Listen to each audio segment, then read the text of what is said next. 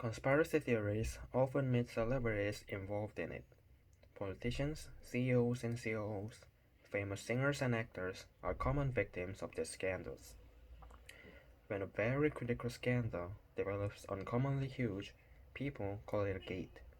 The term gate is from the Watergate scandal from the United States, which led the former President Nixon to resign.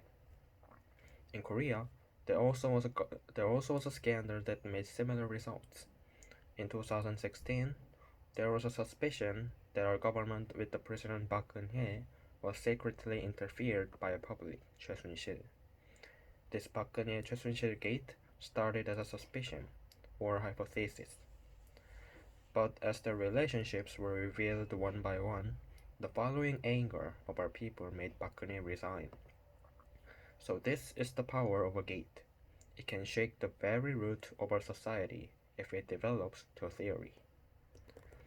Now, I want to talk about a gate related to education. It's called Cho Gook Gate.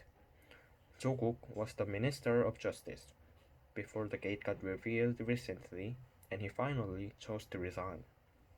His daughter, Jo Min, passed the admission test of Korea University in 2010. She studied for 4 years at the KU Department of Environmental Ecology Engineering. For the test, she could submit some additional files that prove her activities at high school. So she submitted some of her awards, certifications, and her papers. The matter was, one of her papers had extremely hard medical topic for a high school student, and still, her name was written as the first author on the paper. If there are some discrepancies at the paper, and if it is found out that the paper has contributed importantly to the results, her admission could be cancelled for at least. People are skeptical about some of her certifications too. They even say that some documents are faked. Not only her KU admission test has been adopted, but every admission test she got on approval are now on a scale. So, what are some arguments and counterarguments?